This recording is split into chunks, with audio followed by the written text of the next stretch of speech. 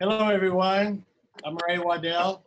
Thanks for joining us today for Reviving Live, a thought leaders Q&A to discuss the state of the business now and going forward, and sort of acknowledge that we would be doing Polestar Live conference now.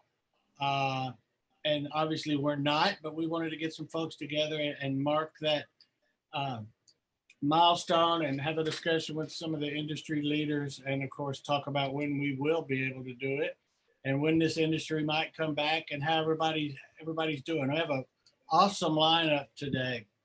I'm really pleased with the people who joined us. I'll start from the left on my screen, which is Marsha Vlasic, president of Artist Group International, industry legend. Another next to her is the great Sam Kirby Yoh, who's now co-head of UTA Music. Thanks, Samantha. Thanks for joining us. Next to Samantha is Alex Hodges, who's also a legend and CEO of Nederlander Concerts. And then keep going right, we have Rob Light, managing partner and head of worldwide music for Creative Artist Agency. And then on the far end, our lone venue representative, Kim Stone, who's GM of the Chase Center, home of the Golden State Warriors. So thanks, everybody. I appreciate you coming on board for this. So let's talk about what some of you guys have been doing for the last nearly a year since we haven't had any events. The agents, how you're working with your clients, and then Alex, some of the stuff you've been doing, and then Kim, what's going on at the venue. We'll start with Marsha. How are you keeping your clients busy if you can? Well, they're not busy. I mean, a lot of them have, taken this time to write, to record. Most of them are not doing any of, Nora Jones did a lot of live streaming and was #1 on your list. And on the cover, thank you. But Neil Young did some things early on from his home in Colorado, and I think everybody's, Elvis Costello did quite a bit of things. I think a lot of them, they started doing the live streams, and the one that has been successful financially with it has been Banner Horses. And Ben Bridwell, he's done some on his own, and he's coming up will be some Banner Horses shows. So he's enjoyed doing those. But overall, I think everybody's just biding their time. Sam, you're in a new gig, so to speak, from same job, different company, but talk about how it's been for you and how you've dealt with the clients and all of that. Yeah, moved over to UTA, which is great. I think one of the things I've been blown away by here is, the clients, they are in the studio, they are making music, they are making content, they are also various kind of other different kind of creations across different mediums. One of the things blowing me away here is that there is a music brand partnership group, and that is led by Alison and Tony. It's a 10-person all-female team under music.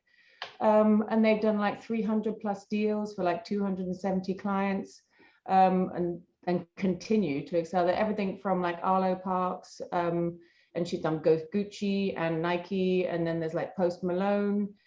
He launched his Rosé company, and then he's also the face of like Monster Energy, and he obviously had ownership in a gaming team. So again, kind of going across the board in regards to kind of different ways that we can kind of keep building our artist businesses, which has been great. So, and you're based in New York, correct? I am in freezing New York City. Yes, you will hear the clanking of the New York pipes in a minute. I'll know what that is when I hear it. And Alex, you've embraced some of the new formats to present live music. Tell us what some of the things that Nederlander has done after you kind of unrolled everything that was booked and rebooked again. Well, that was, starting with March 14, it was move and move again and move again with all the agents and agencies and managers. Not knowing when would be, I think everybody was thinking maybe the third and fourth quarter would be still alive, or at least the fourth, and then it just continued. But somewhere in the late May, early June period, we discussed what about doing drive-ins, and of course, movies is one thing, but to get permission somewhere to do live bands on a stage in a parking lot and a drive-in concept. And of course, we had all the internal debates that you would expect. But we came up with the protocols that satisfied the health department in Anaheim and the city. We were lucky to have our own isolated parking lot as a part of the City National Grove in Anaheim. And we mapped it out for just under 300 cars, so call it about 300 cars, and came up with a model, discussed the ticketing, whether you tried to do, how many people are in a car and that, and we tried to keep it simple, sell a car price, $300 for the best locations, 200 or 250 for the other locations, and we're able to get our feet wet with a movie on July the 3rd. So we'd already lost, everything from the middle of March to July, but it was, a good experience. And Andrew McMahon agreed to do 3 shows. So we, made a rest of the year deal on a stage, came up with all the protocols, figured out that external speakers in the parking lot would give you the real feel of a concert. And they were live on stage. You couldn't do anything inside the building except for some infrastructure and housing, the merchandise and so forth. We created an app that you could get your reservation or how long the wait would be to use a restroom, order merchandise and food on the app delivered to your car, and got permission to have the option of sitting outside of your car. And so we created, designated spaces to be next to your car. And the first, we had a, learning experience to do a movie was great, because that let us improve for the first 3 shows with Andrew, and it was very successful. We added streaming. That was successful and profitable.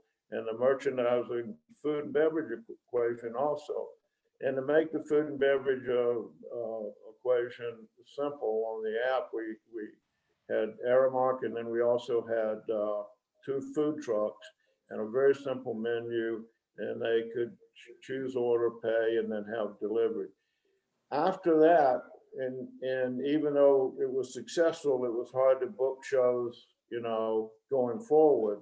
But we told the story. We lost August as well. And from September, October, November, and December, including the beginning shows in July, we did 61 events, a few podcasts, some streaming, but basically 61 drive-in concerts. We exported it to Northern California for a few, to Chicago for a weekend, to Austin, Texas a weekend, and to New Jersey at a park for a weekend. But altogether, we sold quite a number of tickets. We actually had paid audience through the cars of over 50,000 people. So with the ticket sales, merchandise, we were able to save part of the year and create some revenue for artists, and a great experience for fans. And for me, when I stood there, it just was like so great to have some live music kind of, coming off the stage, and with the external speakers, it became real and, kind of energizing for why we're all in this business in the first place. and not every artist is ready to try that, but we've now gone to a larger stage.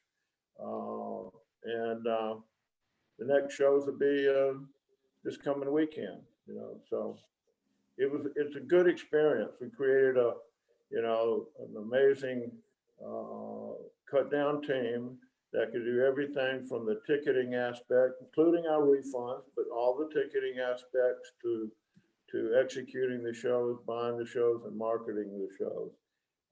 So our A&E team, amazing and essential team. So anyway, that's what we did.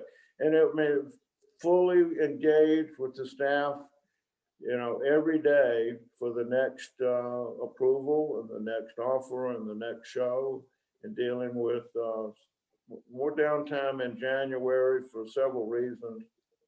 I think there was like January, just time to kind of take a little breather. It's always light anyway, but we've got 10 shows already, you know,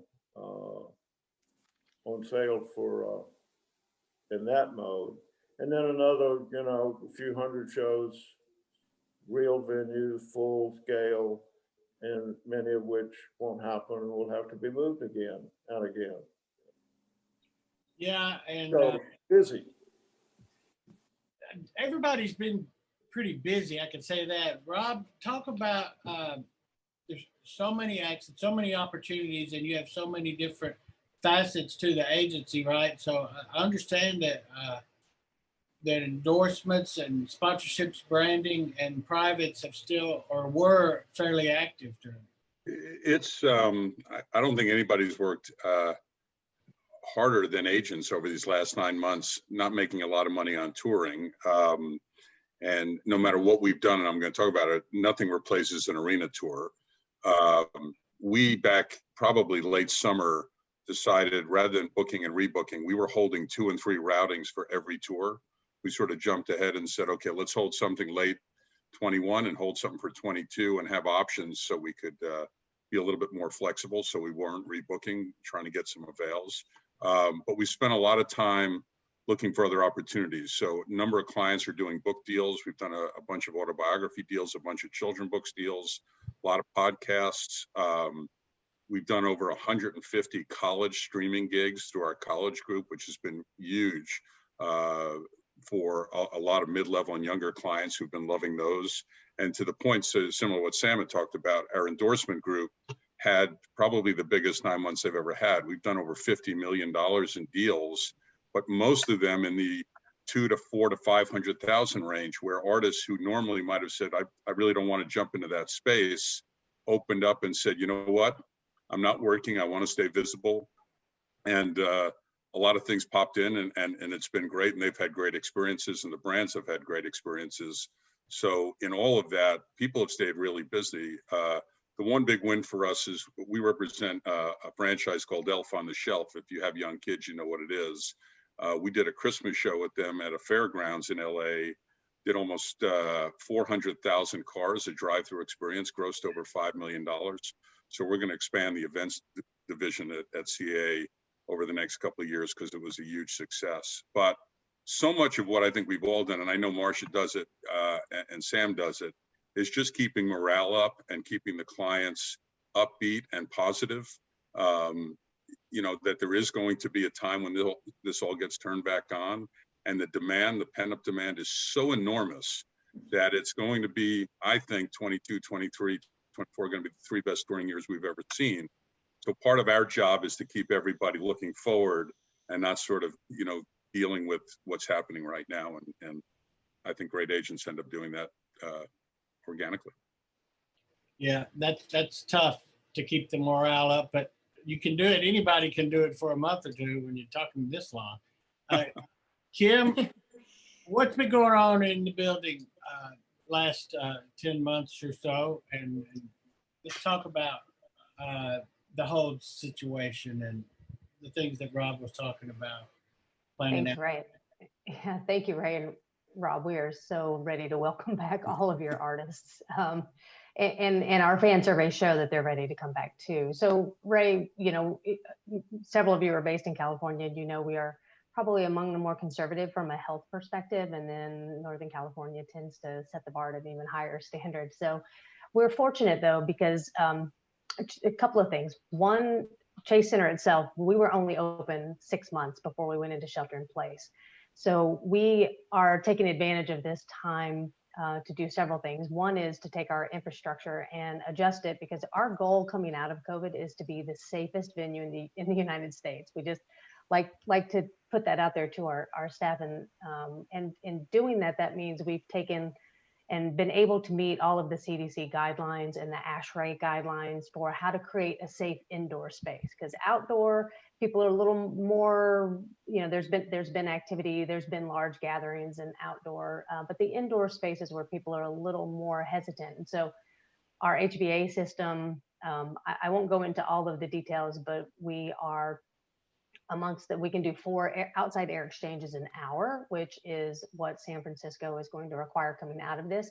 And that's just, we're fortunate that I call it the Ferrari of the infrastructure that we have in place, because it's brand new and it's barely used, right? So we're leveraging all of that to create a safe environment, because air quality is the biggest, has been expressed as one of the biggest issues in an indoor space. And so, you know, basically the 4 outside air exchanges means we're basically like opening the window and flushing all of the air out without and being able to maintain temperature and humidity, which is important. So, and then there's other things we have done along that same lines. We got certified by what's called GBAC, it's Global Biorisk Advisory Council, and that says that we now took our cleaning to a disinfecting and sanitization level, and this is on a daily basis.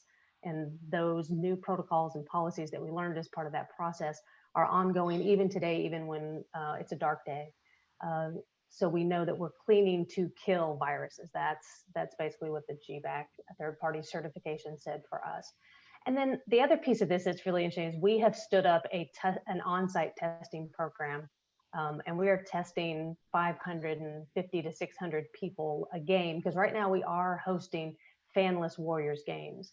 And so this required us to put together a comprehensive, like 80-page plan that we sat with the San Francisco City Department of Public Health, and they approved all of our processes and procedures. We've got mask wearing. So we have, in our sphere, we've tested about 11,000 people to date, and our positivity rate is less than 1%. And if you test positive, we do a follow-up test. And then if that comes back as a positive again, we, you know, issue you recommendations of, you know, how to seek help. So we feel like it's actually helped the community as well, because we're just an additional testing site, quite honestly. So we're able to have these fanless games. Our goal is to be the safest venue in the US. And we've been able to stand up this testing site because our owner, Joe Lacob, actually got his master's in epidemiology, went on to Stanford, got his MBA, and then became an entrepreneur and venture capitalist in the health field. So he was so uniquely positioned for this. So prior to this, I just got off a call with him, and we're looking ahead to like, what does next fall look like? You know, and there's the vaccine is a big component of that. Not, you know, by the fall, lots of people will be vaccinated, but, you know, herd immunity, people will have survived COVID. So we're sort of already looking ahead to what the fall might look like, because we know the standard's going to be really high here, but we do feel like the city of San Francisco has been a great partner, and we just keep working with them. Our goal is to maybe be able to get some capacity of fans into our venue sometime this NBA season, which shift and playoffs begin in May.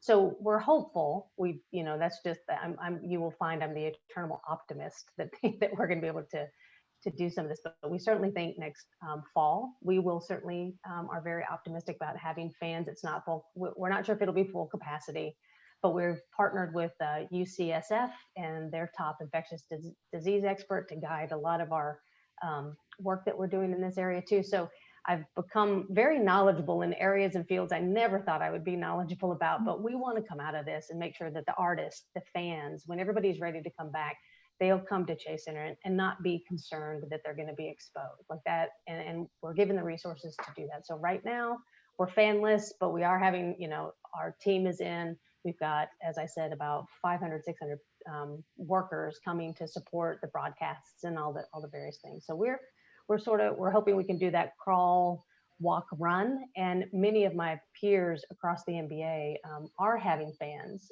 So there's, I think, 10 NBA team venues right now that are hosting partial capacity, and there's, I believe, 5 others that have expressed the desire now that we're sort of past that holiday peak. So I think this is going to be a fascinating end of the NBA season, NHL season, because these indoor venues, and then, you know, we all want to get back to having the staff. More importantly, the Pam, devastation that's happened to the staff. Yeah, Can I ask you a question? Yes. How please. much of that are you going to pass on to the artist, and how much are you going to eat? Because when they become expenses, then the artist is eating 90% of it, and Yeah, we shouldn't have to pay 90% of it. So how are you going to deal with the cost of that? Yeah, Rob, I mean, fair, right? I think we are intending to, we need to change no matter what, right? Because we're Yeah. going to have NBA games. And I applaud what you're doing. I'm just curious how you're going to deal with the cost of it. Yeah, there are some additional costs that will be, if they're concert specific cleaning costs, we intend to just have discussions about them, but we don't expect it to be burdensome. We recognize that, Rob. Very much so. We're all trying to make ends meet and keep people safe. So we don't expect it to be anything that's going to be by any means a deal breaker. And we feel like And I'm not suggesting to cut costs. To the contrary, I'm glad you're going to do all of it. I applaud you. I just don't want to see the artist have to pay 90% of it. I think it should be split between the artist, the promoter, and the building in a fair way, and not be like a normal building expense where we're paying the majority of it. So just a thought. Sorry, Ray. Couldn't agree more. Thank you for asking the questions. And we view all of you all as partners. That it's been a partnership to get through it to this point. So looking forward to it. I think Ray looks frozen. Ray, did you freeze? I think so. I think he did. Hey.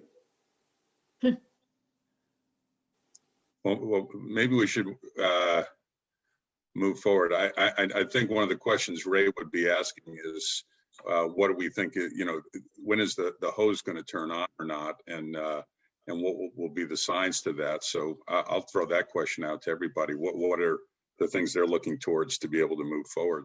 I don't know, Sam, if you want to jump in there. And I actually want to start with the kind of the change in regards to the social issues, which I think is so important right now. Okay.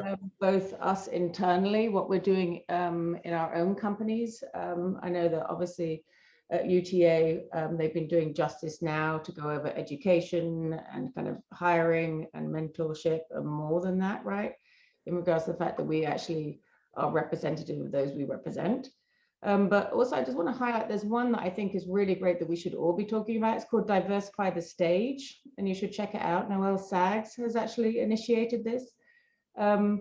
And she's put it together with a few people, a few different organizations, including Roadies of Color, in regards to She Is the Music, and a few others. And they're going to be creating like an equality and inclusion rider for artists to help them in regards to hiring their own crew and everything has to go out. And then a separate kind of inclusion rider or kind of guidelines in regards to venues that would really help in regards to what they are hoping and want to and should see when they kind of move through the different venues. They're also creating a database, which is great. They've done it with Jerome Crooks, who many of you know is a tour manager through your venues and promoter. And that's going to really kind of have diversity in regards to those that will be employing to take out on the road with and really helpful there. And then they're going to also put together paid internships with different vendors from the bus companies to the riggers, carpenters onwards. And so that they can really highlight those that are really kind of pushing forward with diversity. So that's one of the things that I would like to really kind of make sure that I applaud you for bringing that up. We're working with Jerome as well and trying to bring diversity to a lot of the crews and the staffing and the venues. We've actually done a huge outreach to the major historically Black universities. We're doing a big program with Moorhead and Howard to try to get more kids coming out of college to look at the live industry. They all know about the record industry, but the live industry is not something that they're as aware of because it's not in their face every day like streaming is. And we're doing a big outreach in that regard to create both scholarships at those schools, but to get more kids to apply to agencies and promoters and looking for jobs so that we can bring more people into our side of the industry. So I agree with you. I think there's some great social opportunities out there that we all have to be working on in a very aggressive manner, not passive. We need to be aggressive. Definitely. I'll jump in just to say, Oakview Group, we've had some of us in the industry have had conversations directly with Tim Lywicki about the need to diversify the facilities industry. And Tim, much to his credit, has embraced it and created a committee. And I believe I would need this to be confirmed, but I'm almost certain they just hired a chief diversity officer at Oakview Group. And with all the venues they're operating and the impact they can have, very excited to work with them on this. And I think it'll really help us in terms of that. And I love this idea of the diversify of the stage. Thank you for sharing that, Sam. We'll definitely follow up. No. What happened, Ray? You hear us, Ray? Welcome back.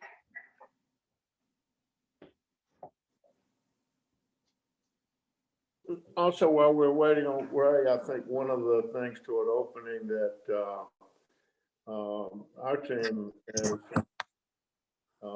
enjoyed in doing the outdoor concerts, we're, fulfilling the safety measures daily. And so some of the staff that's not working them will be able to be trained and retrained, and all the new staff as we open up the Grove or any other venues or being a Robles Amphitheater and so forth. I think we'll be, maybe a little bit ahead of the game, like some of what you're doing. I think you've got an advantage when you've got a venue with a sports team. Even with the low capacity, you're working this all the protocols, and that's terrific. And that gives you a crew to train everybody else as they come in. I think that's just terrific. Thank you, Alex. Remember me? I don't know what happened, but it bugged out, but I'm back now.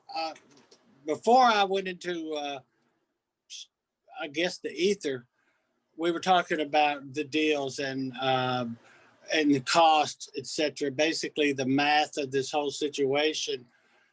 When you've got potentially, we know shows are going to be more expensive to do. We know it's going to be a very crowded marketplace, and we know that there could be some financial pressure on our audiences.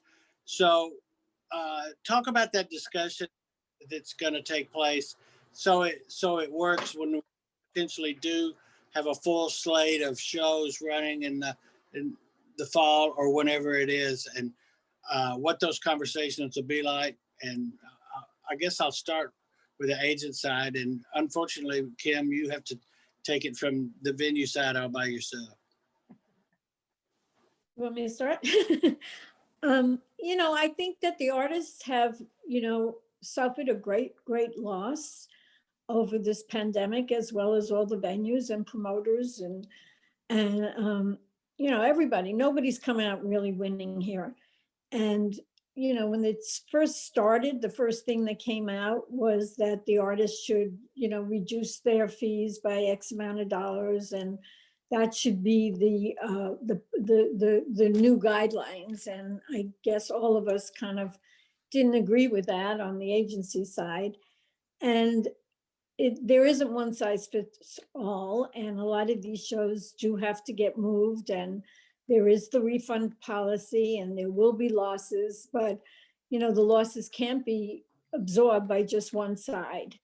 And I think when the bell rings and things get back on the road, that each show is going to have to get renegotiated, and there will be new costs, as Kim has just shared with us, which every act is going to want to be protected, and every building should want to protect the people and the artists.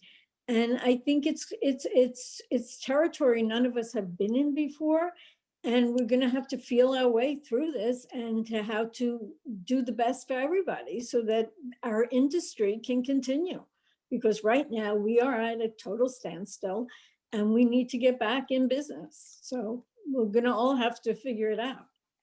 One thing I feel very strongly about, I've said to a lot of our clients, is that, and I've said this to promoters as well, that no one's going to make back what they lost in the first 6 months or the first year. And as there is going to be so many shows and so many opportunities for the fan, that they're going to have to make some choices between what they want to see and don't want to see. Money is tight, if not tighter.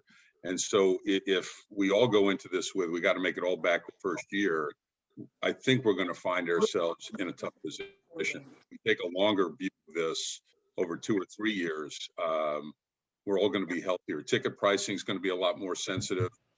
I think artists who've relied on VIP may not feel as successful because the money will be tighter.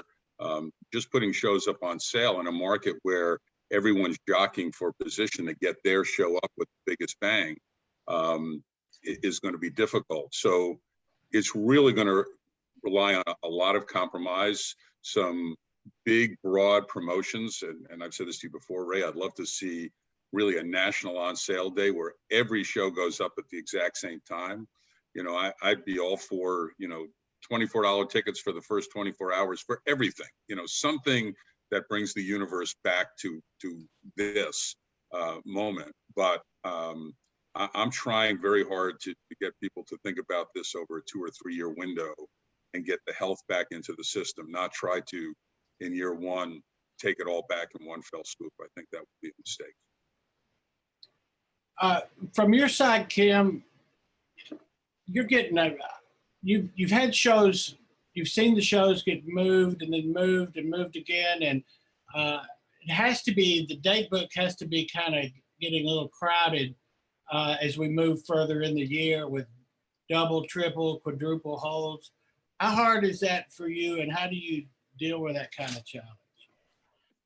Great question, Ray. And you know, what tends to crowd things is the NBA schedule, right? We are owned by the Golden State Warriors and run by the Golden State Warriors, but the NBA has not asked us for holds into next year yet. I think the NHL has asked for holds. So, you know, we are given the green light by the Warriors team to book shows. As a matter of fact, they always say here, we don't want to lose a show because we're holding for a Warriors game that we don't know yet. So meaning that we're giving a lot of priority to shows and to have, and as you said, we've got shows holding multiple months, not just multiple dates within, you know, 1 month, it's multiple months on the calendar. And so we're just trying to be flexible. I think I would imagine many of the venues are trying to be flexible where they can. And we only have one tenant, so we aren't a dual tenant facility. So we've got more dates, more opportunities, and are just trying to really maintain that flexibility and the priority for the shows. We know we will have 44 NBA games next year. Like, we know that we can count on, but we want to help bring the industry back as well. We feel that's really important. It's really important for, I think Marsha said it, I feel worse for the staff, for the stagehands, for that group of people who have really probably struggled amongst the most in this time frame. It would just be nice. I'll tell you one quick story.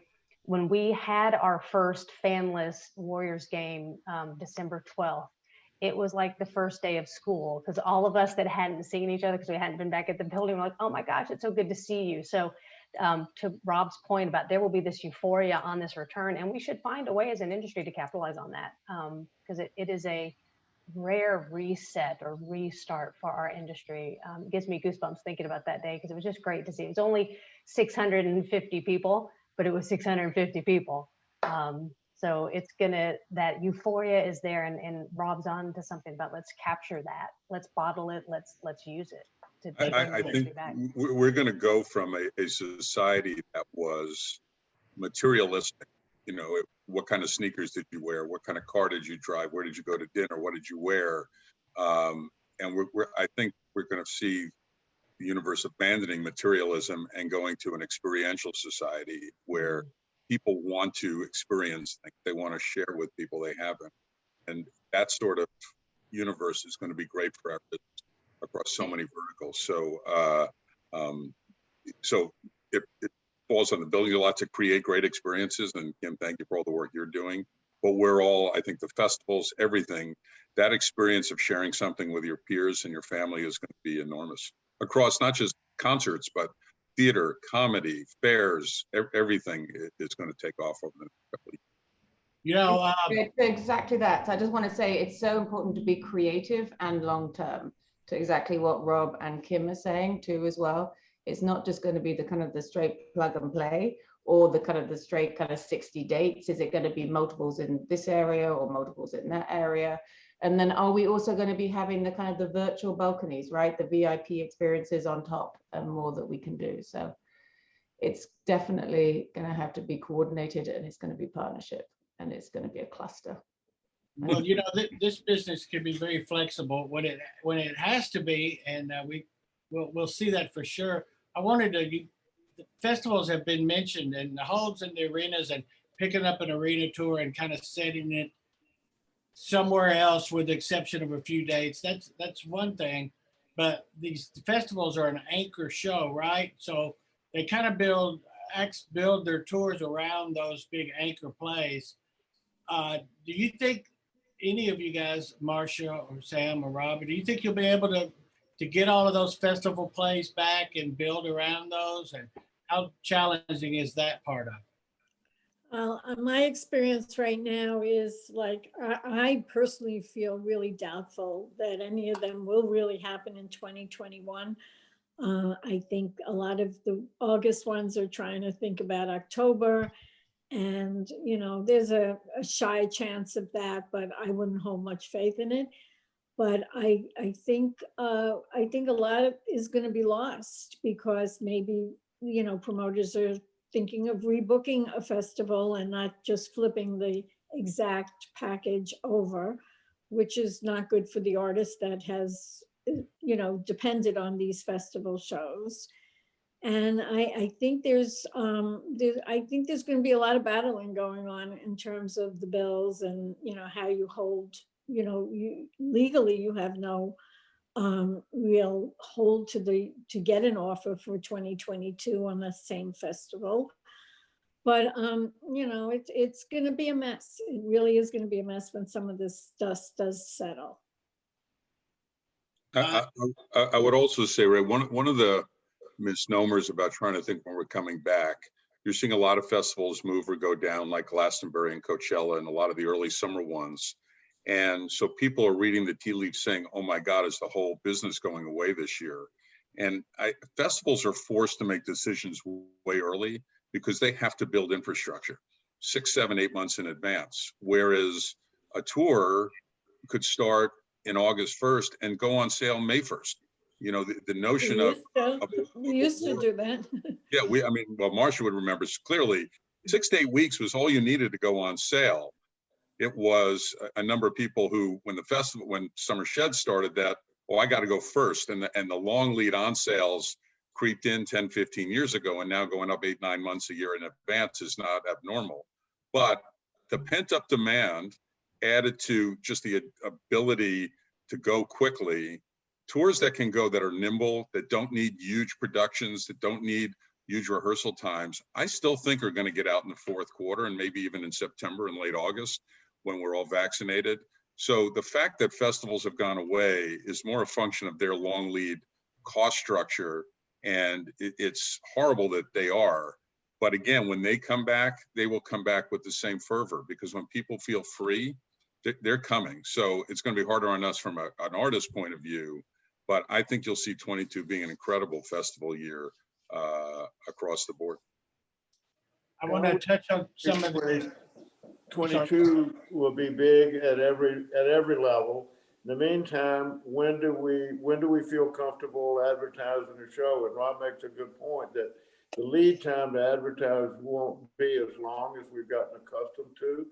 Be more like, well, you know, the old days when it was a shorter advertising period. And I think that fans will respond very quickly, and we see that on the drive-ins. They respond very, very quickly. We don't go out way early. You know, a couple of weeks is it. So I think fans will respond quickly. You'll have a shorter period there. That will help the day that we feel like a show could happen in July or August or September, and you could choose that on sale date.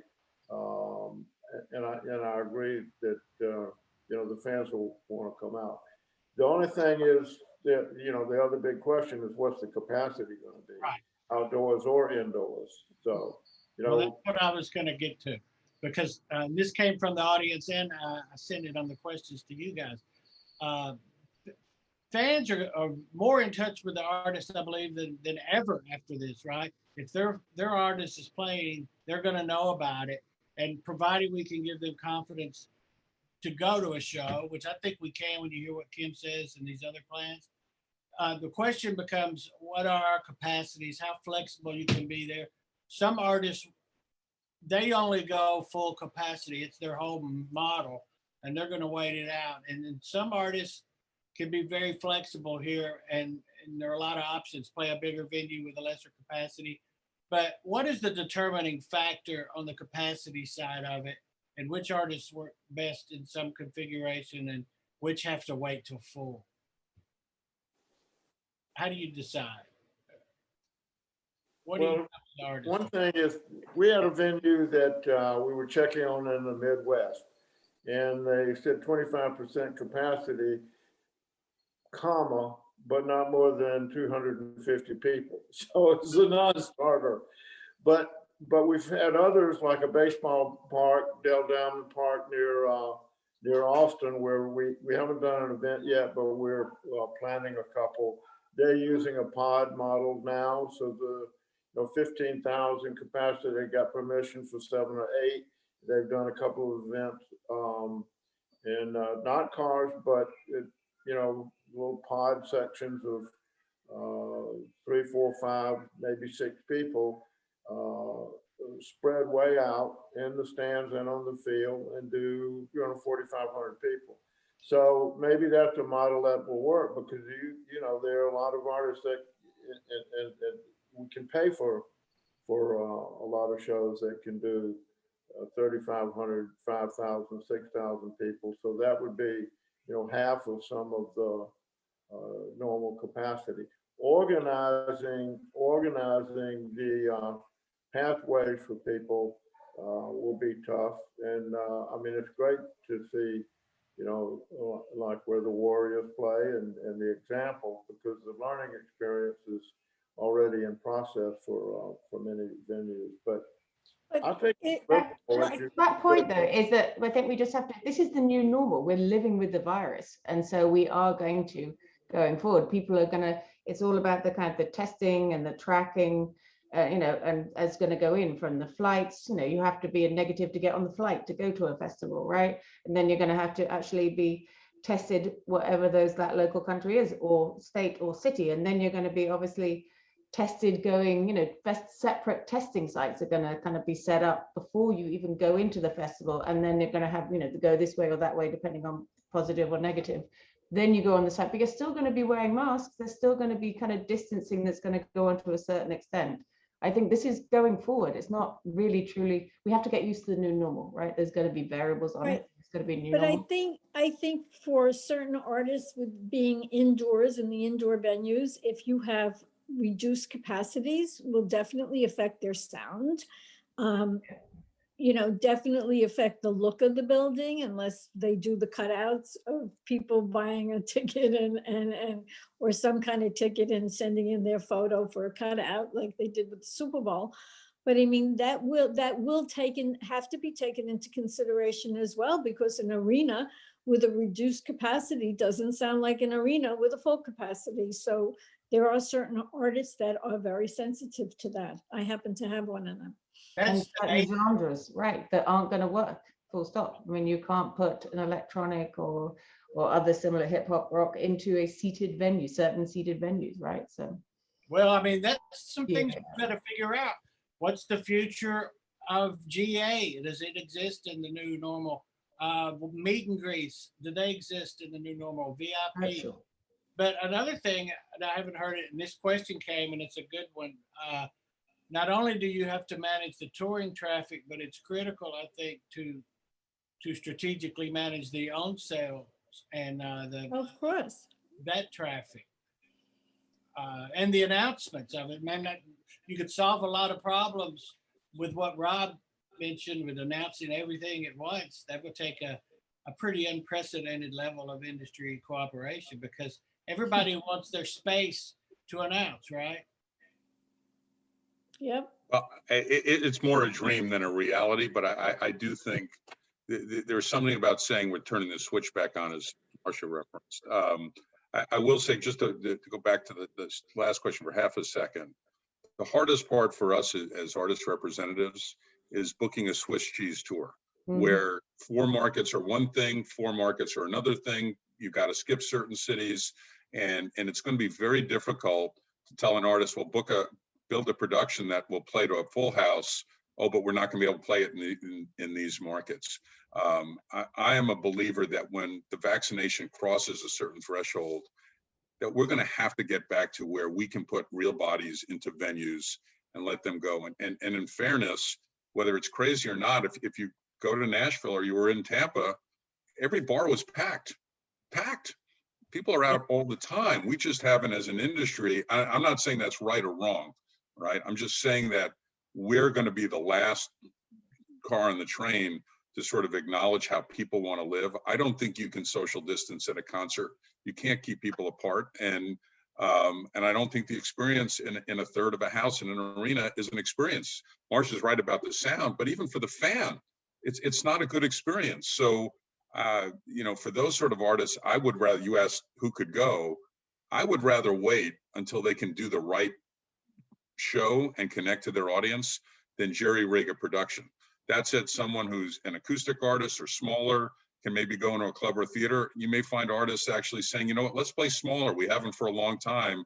Let's go try something different. But until this Swiss cheese moment goes away, it's going to be really hard for any of us to make a prediction on how it's going to work, because it's going to be too hard to budget a tour and to book a tour and promote it. It sounds like, from what I'm hearing from all of you, from you guys and pretty much everybody else I talked to, that we're pretty confident that we'll have fall activity and possibly late summer activity. Is that the consensus here? I'm going to say that you're going to see from Labor Day on, you're going to see comedy shows start to come back. You're going to see artists who can go out in 4 or 5 trucks, who don't need huge rehearsal times, who are general touring artists. You'll see Heritage Rock Bands start to come back. I think the big production shows that need 20 plus trucks and have to commit to probably wait till 22, and we'll tiptoe in. It's not going to be one light switch, but I'm going to be very optimistic that the fourth quarter is going to see a return to music. Is it going to be what it was to Sam's? It's not going to, it's a new normal, but I'm pretty optimistic about the fourth quarter. Me too. I hope so. Yeah. Can I just say one thing? I want to say one thing before we get, because we're coming to the end. I'm sure you have more questions. I just want to acknowledge, having Alex on the phone, for all the people watching this, if you haven't watched the Jimmy Carter special on CNN, it was an incredible hour. It was all about our industry impacting social change, to what Sam said earlier. And Alex was at the core of that. He doesn't get acknowledged special, but the Southern rock movement elected Jimmy Carter. And I would be remiss to Alex to say that I know how much you had to do with all that happening. And it's a great special if you haven't seen it. Great documentary to watch. Well, thank you. I remember the first calls we made to a lot of the industry artists and promoters to make contributions. And of course, they thought we were crazy. And then he got elected. So, and I remember when he ran out of money and we came to the table, and Jimmy has always acknowledged that. So thank you, Rob. I saw one of those shows you did in Nashville, Charlie Daniels, and Jimmy Carter came out, and I was a kid. But, Oh, yeah. I only reference because our business moves the needle in ways no other art form does, to what Sam was saying earlier. If we're going to change systemic racism, it's going to be because of music. We've changed political waves because of music, and it's a great documentary to see it happening in real time back then. It was pretty remarkable. I think that's the hardest thing that we've had to all deal with, is for the first time, we haven't been able to do a thing with this virus. Right. And it's gotten us rather than us getting some kind of control over it. So that's been really hard living with. Well, one of the reasons the great things about this business is how it's on the forefront of change and doing the right things. And I think that's going to be particularly true. I think we're much more aware socially, even than we were a year ago, right? That everything that's happened.